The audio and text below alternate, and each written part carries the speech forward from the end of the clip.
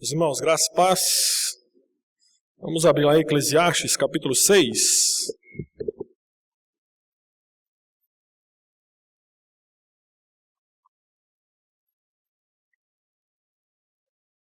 Eclesiastes, capítulo 6. Se deixasse aberto nessa passagem, nós iremos, no decorrer da mensagem, ler alguns trechos, explicar e, ao final, como temos o costume, aplicar para a nossa vida. O tema desse sermão é: quem tudo quer, tudo perde. Eclesiastes capítulo 6. Deixe sua Bíblia aberta nesse texto. Daqui a pouquinho nós iremos nos voltar para ele. Ok? Vamos lá então? Quero começar contando mais um mito para vocês. É bom que Eclesiastes está nos dando a oportunidade de contar alguns mitos. E lá vai mais um. Mito de Tântalo. Alguém já ouviu falar desse mito? Então acertei, né? Ninguém ouviu, então é coisa nova. Conta essa história de Tântalo. Faz parte da mitologia grega. Ele era um rei da Frígia. Ele era muito querido entre os deuses. E frequentemente era convidado para fazer parte das refeições que eram servidas no Olimpo.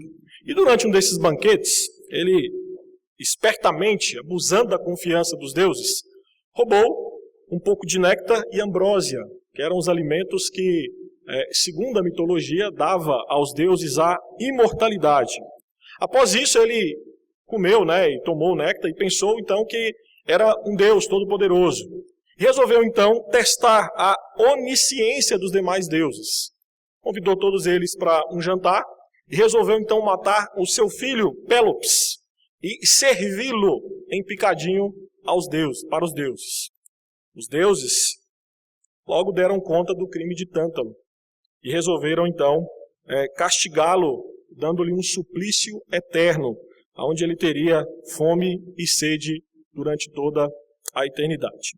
E aí o castigo foi o seguinte: ele foi mergulhado em águas até o pescoço, e quando ele sentia sede, ia beber água, a água desaparecia.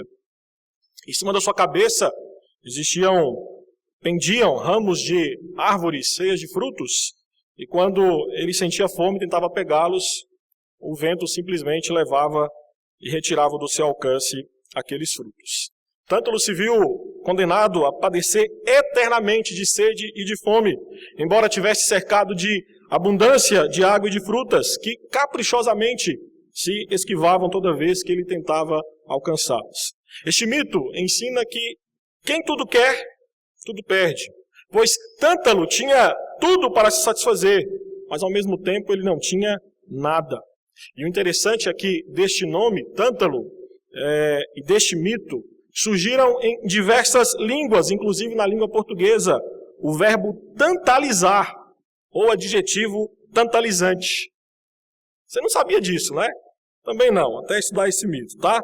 E um dos significados deste verbo tantalizar é provocar o desejo e lhe frustrar a realização assim que estiver perto de concretizar.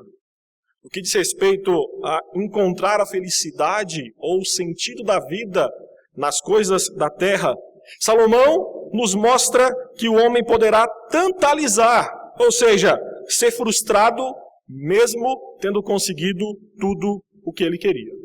Salomão nos mostrou até aqui que toda e qualquer alegria na vida deve vir como um dom de Deus. Esse divino dom de alegria é preferível, segundo Salomão, por exemplo, à acumulação de muitas riquezas e bens, a parte da graça e do conhecimento de Deus.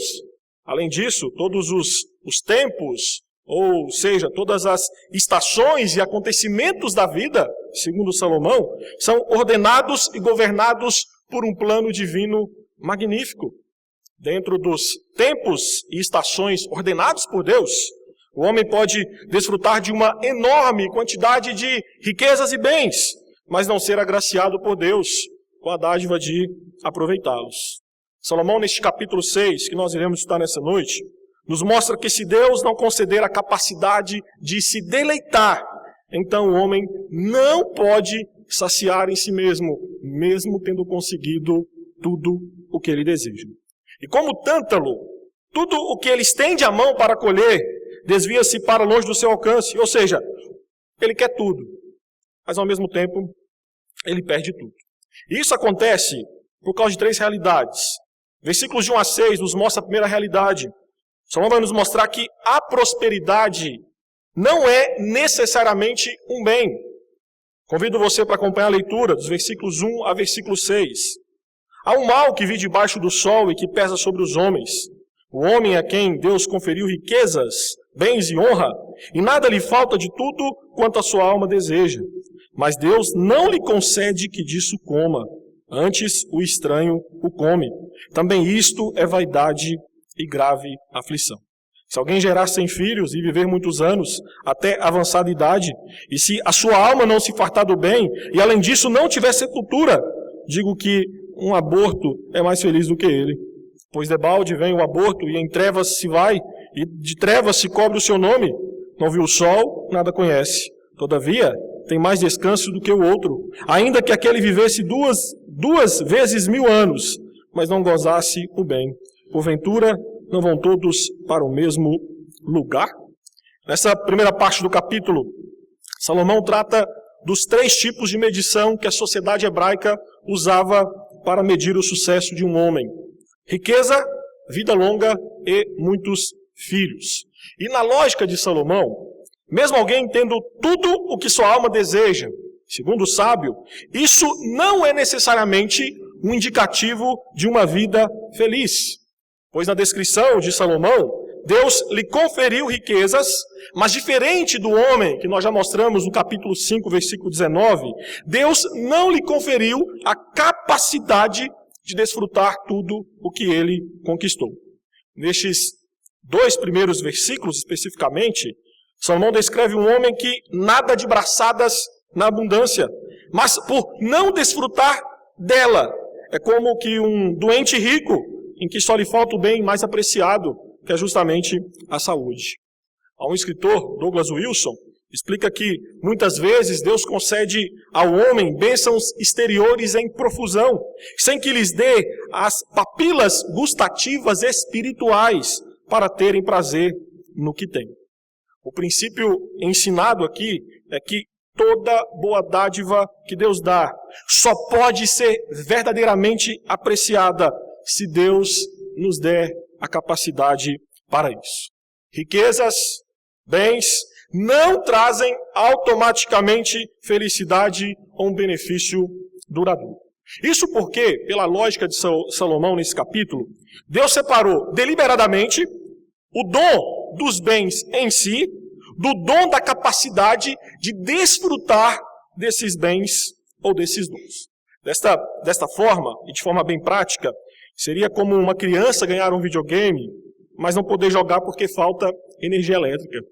Ou, quem sabe, um adulto que consegue comprar um carro, mas não consegue andar porque não tem dinheiro para colocar gasolina.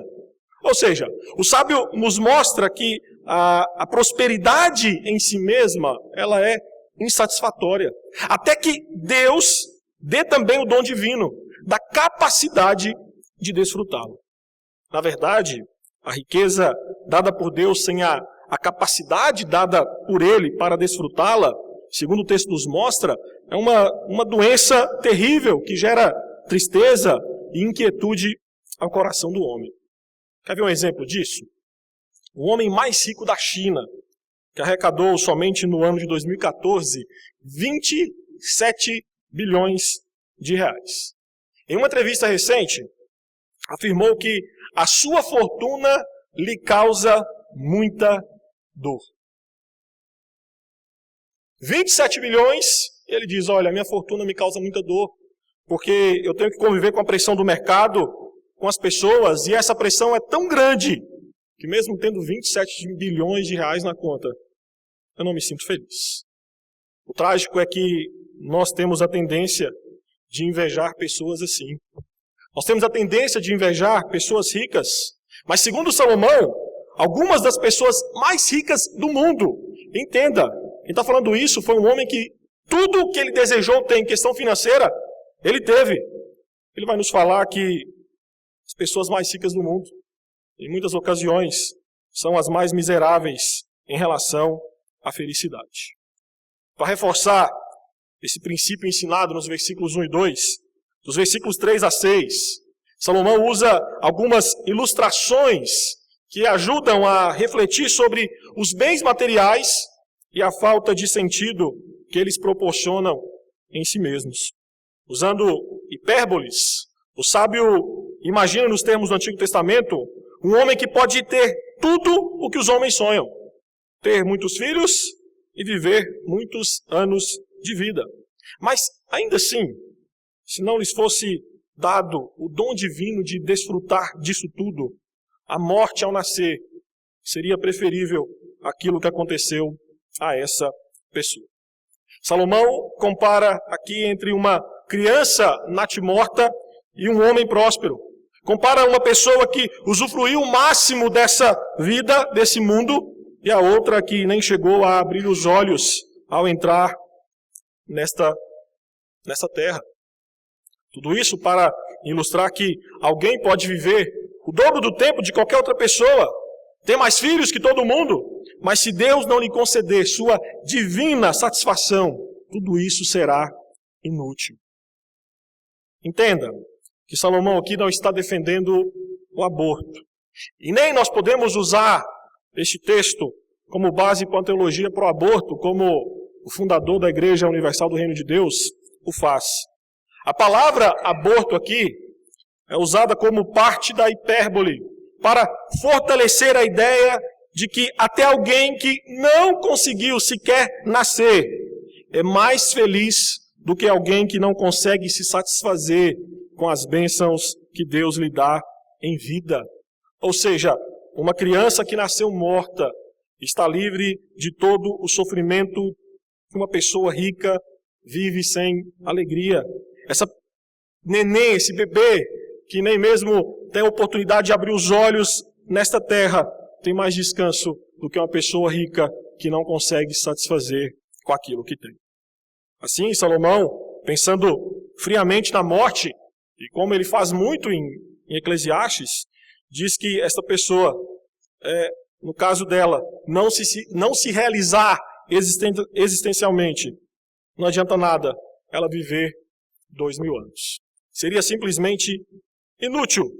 Ou seja, se não conseguimos nos deleitar nas bênçãos da vida que Deus nos dá, melhor seria termos morrido ao nascer do que viver morrendo a vida inteira.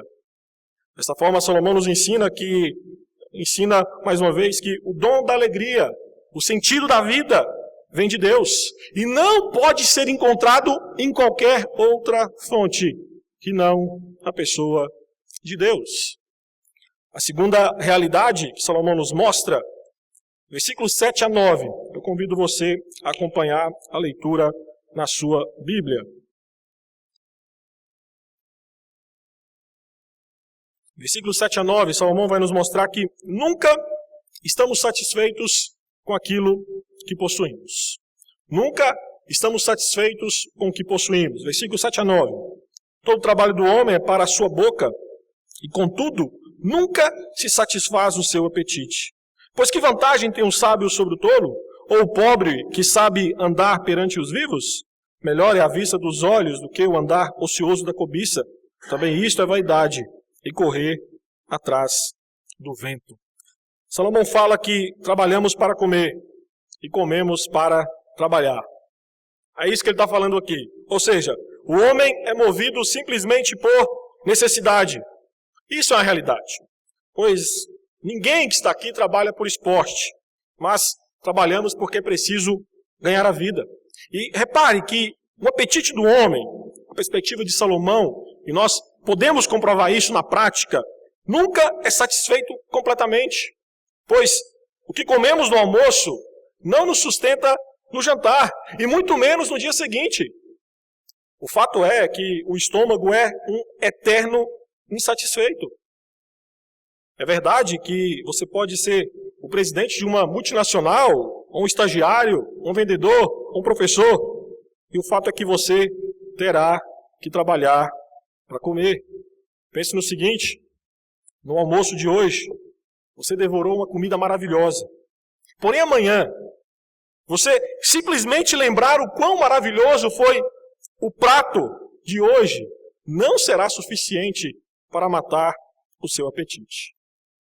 Salomão está simplesmente confirmando aquilo que lá em Provérbios 16, 26 fala. A fome do trabalhador o faz trabalhar, porque a sua boca o incita. Por isso, precisamos trabalhar para comprar o alimento, mas nunca será suficiente, pois sempre teremos que comprar mais, porque sempre teremos fome e precisaremos comer. Entretanto, Salomão utiliza-se do trabalho e da fome para ilustrar os anseios e apetites da alma do homem. E esse apetite da alma do homem, segundo o sábio, não tem limites. Pois mesmo ele alcançando o sucesso, mesmo que ele conquiste tudo, o apetite dele continua. Ele quer sempre algo mais, porque aquilo que ele tem não é suficiente. Ele quer sempre conquistar algo novo. E aí, à medida que a vida cai na rotina, acordar, trabalhar, conquistar, acordar, trabalhar, conquistar, vem a frustração, pois o apetite nunca é saciado completamente. Em sua sabedoria, Salomão nos ensina que nem só de pão alimentam-se as nossas aspirações mais profundas. Porque assim como o mar nunca se enche, apesar de rios e rios que nele se desembocam, assim é o apetite da alma do homem. O princípio ensinado por Salomão é que esse apetite insaciável do homem apenas manifesta o vazio imenso que é o próprio homem, que não se pode encher com nenhum bem existente na face da terra. Isso porque as coisas físicas só podem satisfazer necessidades físicas.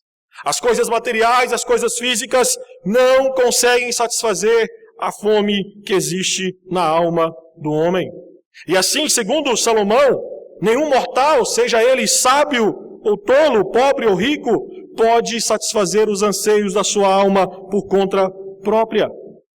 Por isso que no versículo 9, o sábio exorta que é melhor satisfazer-se com o que se tem do que viver cobiçando aquilo que não tem. Essa expressão no versículo 9, melhor é a vista dos olhos, aponta para algo presente, ao alcance do homem para poder desfrutar, enquanto que a expressão andar ocioso da cobiça significa sonhos, desejos, anseios. A lógica por trás deste argumento é que nós devemos nos contentar com aquilo que nós temos hoje. Nos contentar com o que temos hoje é melhor do que viver sonhando com aquilo que nós ainda não possuímos. Como diz o ditado, mais vale um pássaro na mão do que dois voando. É preferível ficar com o que já está garantido, com o que é certo, do que arriscar em algo duvidoso. De modo geral, nunca estamos saciados ou satisfeitos com o que temos na mão, porque sempre temos um apetite insaciável por coisas novas e melhores. E por conta deste apetite interno ser feroz, o homem pode deixar de alegrar-se completamente com as bênçãos que já possui no Senhor. Vou dar um exemplo para você entender. Pense em um homem que trabalha noite e dia para comprar uma casa para a sua família. Depois de vários anos trabalhando, consegue comprar a casa. E em vez de desfrutar com a família do bem que conquistou, ele decide trabalhar ainda mais, simplesmente para comprar outras casas, para aumentar a renda da família. Ou quem sabe um trabalhador que recebe uma promoção significativa na empresa que trabalha há muitos anos, mas resolve sair para uma empresa recém-criada, simplesmente porque resolveu ganhar um pouquinho a mais. Assim, mais uma vez, o sábio nos exorta a desfrutar daquilo que temos, pois estar satisfeito com aquilo que temos no momento é melhor do que desejar continuamente aquilo que é imaginário e impraticável. Quando chegamos nos versículos 10 a 12, e eu convido você a ler comigo, Salomão nos mostra uma terceira realidade do porquê quem tudo quer, tudo perde. Eu convido você a acompanhar a leitura comigo, versículos 10 a 12. A tudo quanto há de vir, já se lhe deu o nome. E sabe-se o que é o homem e que não pode contender com quem é mais forte do que ele. É certo que há muitas coisas que só aumentam a vaidade, mas que aproveita isso ao homem? Pois quem sabe o que é bom para o homem durante os poucos dias da sua vida de vaidade, os quais gasta como sombra? Quem pode declarar ao homem o que será depois dele debaixo do sol? Na última parte do capítulo 6, Salomão destaca a impossibilidade humana de mudar os tempos e estações da vida determinados por Deus. Todos os homens estão debaixo da mão de Deus, e homem algum consegue escapar ou alterar esta condição. Por isso, Salomão levanta duas teses interessantes. A primeira, o homem não pode mudar a ligação que Deus estabeleceu entre as coisas terrenas e a insatisfação com essas coisas, a parte de reconhecer e receber pela fé esses dons das mãos de Deus. Lembre que Salomão já ensinou que Deus colocou a eternidade no coração do homem, ou seja, nada neste mundo físico, a parte de Deus, tem poder de saciar a sua alma. A segunda tese é que a vida é curta, passa como uma sombra, e a rotina do mundo é a mesma para todos. Ou seja, não existe necessidade do homem se indispor com alguém que é mais forte do que ele. E esse alguém mais forte é Deus. E a conclusão do sábio é que o homem tem braços pequenos, fracos, curtos demais para lutar com Deus. Isto é, o homem não pode escapar das limitações da vida impostas pelo próprio Deus. Por mais que o homem lute e tente lutar ou mudar os decretos de Deus, isso será inútil, porque Deus é incomparavelmente maior do que o homem. E o interessante é que, muitas vezes, nós que aqui estamos, nós queremos mudar a maneira como Deus fez ou faz as coisas. Às vezes nós achamos que sabemos mais sobre a vida do que o próprio Deus. Alexandre Costa, em seu livro Bem-vindo ao Hospício, afirma que nós vivemos na época dos especialistas, em que as pessoas acreditam em qualquer bobagem, desde que a frase comece com estudos indicam que, ou acreditamos em qualquer pessoa, mesmo sendo a declaração mais estúpida, simplesmente porque alguém disse que ela é um especialista. Por conta dessa onda de especialistas, muitos querem mudar as estruturas criadas por Deus. Pensam que conhecem mais da criação do que o próprio Deus. Vou dar alguns exemplos para você entender. Querem mudar a estrutura familiar, baseados em sociólogos marxistas, especialistas em criação de ratos. Ou outros querem mudar a estrutura da igreja, baseados em ateus, especialistas em religiões orientais. O homem se esquece que ele não manda em nada neste mundo. Nós vivemos em um ambiente que já tem dono, e esse dono é Deus. Assim, no versículo 11, Salomão explica que as palavras do homem não podem mudar o mundo. Ao contrário, podem aumentar-lhe a futilidade. Às vezes nós agimos com Deus igual uma visita inconveniente que, ao chegar em sua casa, começa a criticar tudo que existe dentro dela. Critica a decoração, critica os móveis, critica a cor das paredes e, pior, tenta mudar tudo de lugar. Porém, aquelas críticas não mudará em nada, pois a decisão final será sempre sua. O mesmo se aplica a Deus.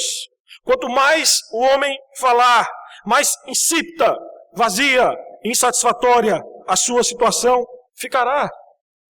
Por isso que no versículo 12, A pergunta do sábio é sobre quem tem a capacidade de dizer o que é realmente importante e satisfaz a alma sedenta do homem. Salomão questiona se alguém sabe o futuro, se alguém sabe o que o futuro reserva aos homens. E sua resposta é que aquele que determina as questões do universo, Deus, esse sim, sabe o que é bom para os mortais, principalmente sobre o seu futuro.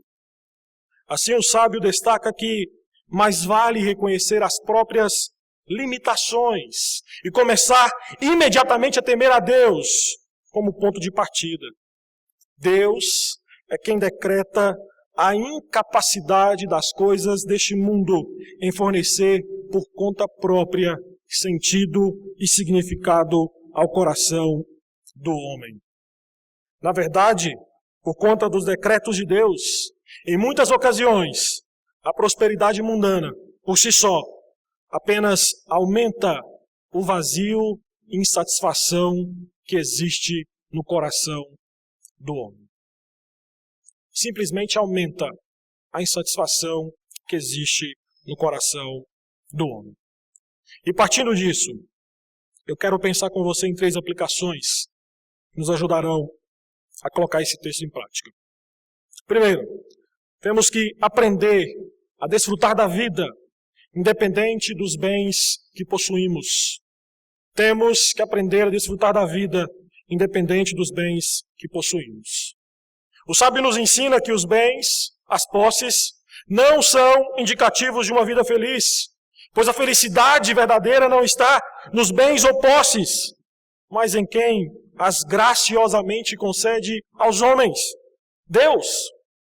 Salomão nos ensina que somente em Deus podemos encontrar uma condição favorável de desfrutar a vida, tendo ou não muitos bens. A felicidade está em desfrutarmos mais do doador do que nas doações. A satisfação está em deleitarmos mais no abençoador do que em suas bênçãos. E quando passamos a nos deleitar em Deus, as bênçãos que Ele nos dá vêm acompanhada com a capacidade de desfrutá-las. Dessa forma, temos que aprender a desfrutar da maior das bênçãos que recebemos de Deus, a vida. E eu creio que todos nós precisamos aprender a desfrutar da vida pelo que ela é, e não por aquilo que ela pode nos dar. O rabino Harold Kushner explica que a vida boa, a vida verdadeiramente humana, não está baseada em alguns poucos grandes momentos, mas em muitos e muitos pequenos momentos. Ela nos pede apenas que relaxemos nossa procura por tempo suficiente para que esses momentos acumulem e passem a significar alguma coisa. Em Deus e somente nele, temos a aptidão de encontrar a grandeza da vida no seu dia a dia. Deus e somente nele, temos condições de aprender a desfrutar da vida independente dos bens que possuímos. E quando nós colocamos isso em prática, nós podemos desfrutar da vida, rindo da moça deslumbrada com o seu primeiro namorado. Podemos desfrutar da vida nos alegrando com as primeiras palavras ditas por uma criança. Podemos desfrutar da vida chorando de emoção ao ver o nosso time ser campeão. Podemos desfrutar da vida chorando de alegria ao ver a chegada de alguém querido. Podemos desfrutar da vida explodindo de felicidade ao ouvir o sim da pessoa amada. Podemos desfrutar da vida dando gargalhadas sozinhos ao lembrarmos daquela história engraçada que vivemos com amigos no passado. O ponto enfatizado por Salomão é o seguinte: quando nos deleitamos em Deus, a própria vida é a recompensa. E a própria vida se torna recompensa somente quando nós nos encontramos com aquele que disse: eu vim para que tenham vida e vida em abundância. Somente em Jesus Cristo aprendemos a desfrutar da vida, independente dos bens que possuímos, porque Ele, nesta vida, é o nosso grande tesouro. Em Cristo, como diz o salmista, encontramos os caminhos da vida. Na tua presença, a plenitude de alegria.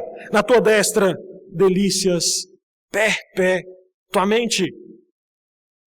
A segunda aplicação que penso com você nessa noite é que temos que crer que somente Jesus Cristo pode saciar a alma do homem.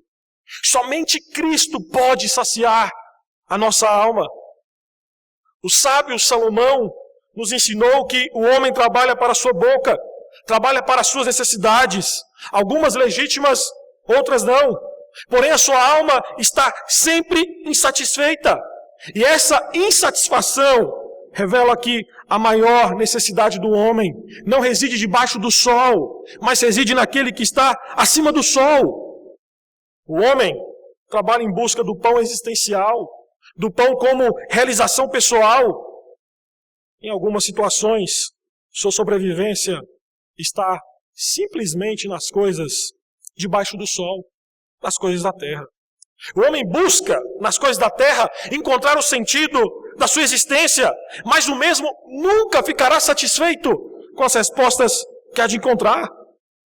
Em busca de satisfazer a sua alma, o homem se frustra ao comer o pão que a terra lhe dá, porque o seu apetite sempre desejará mais, a sua alma sempre irá querer mais.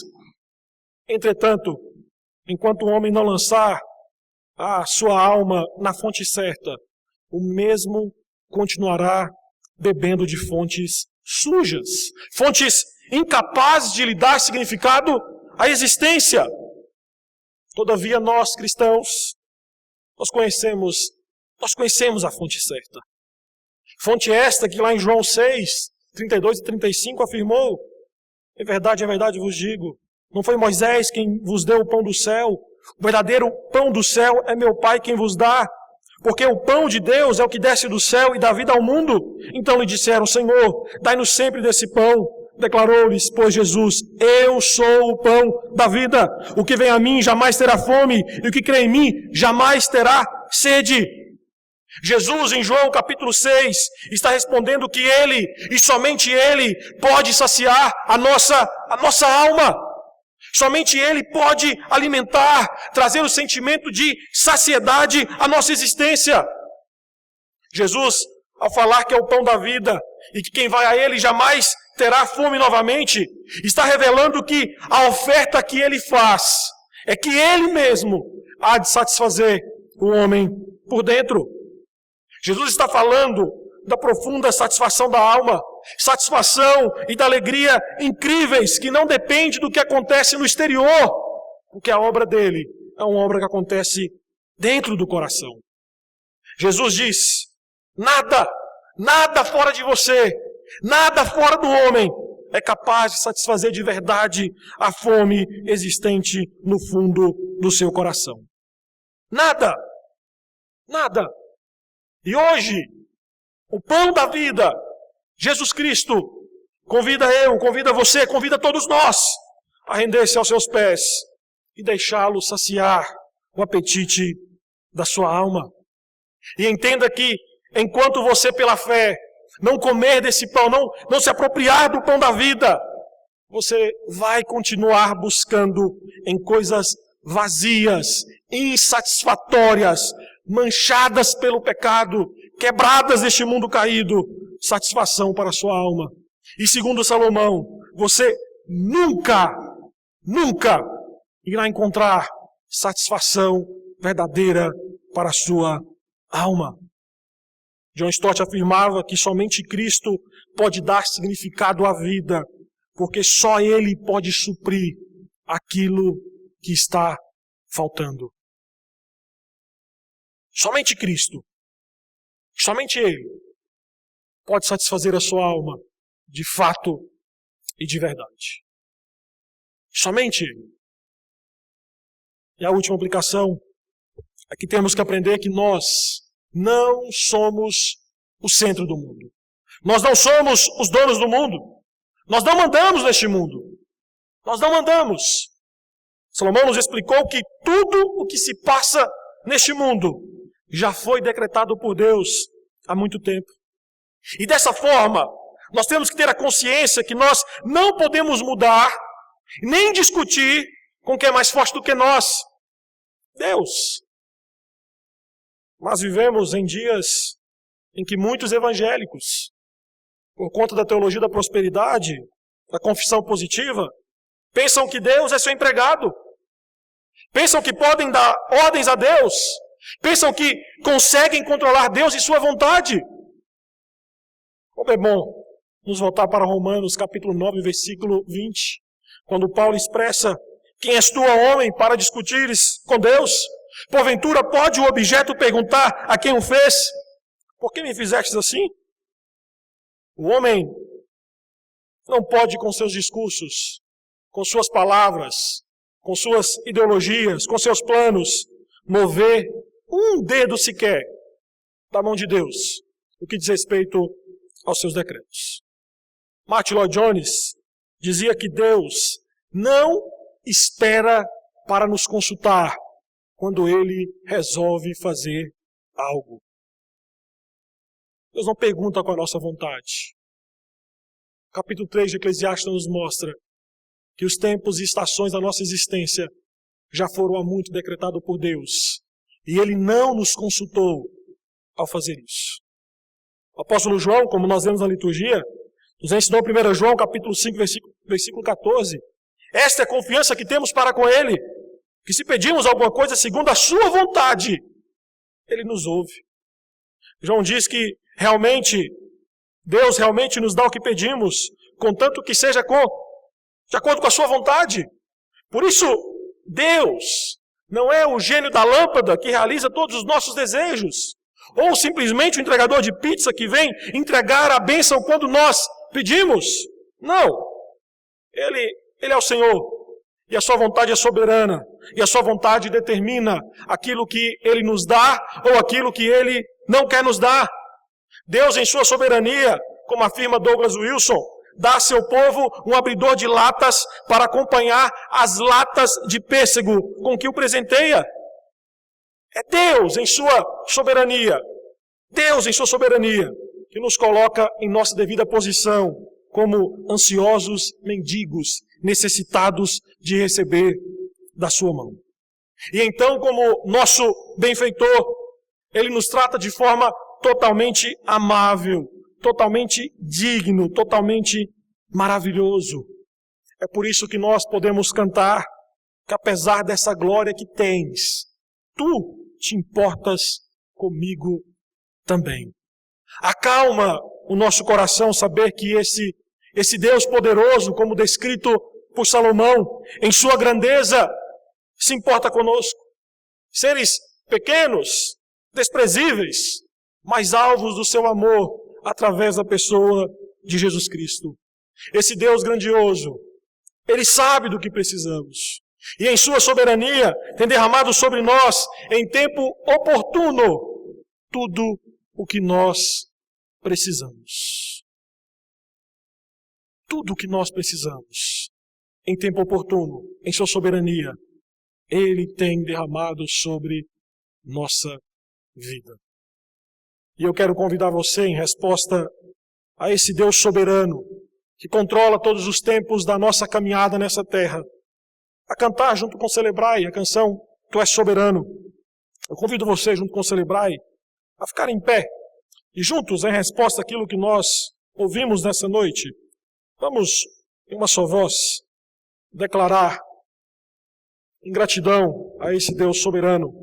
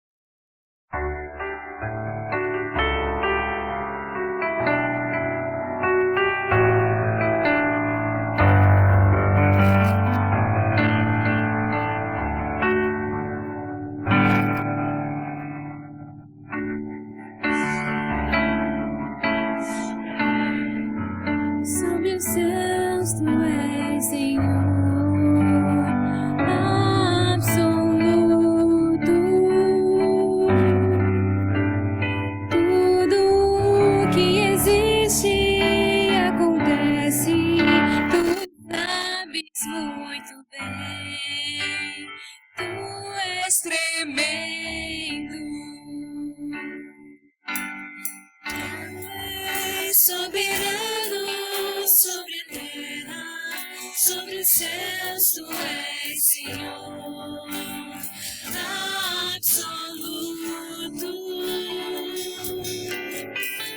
Tudo que existe acontece, tu sabes muito bem, tu és tremendo.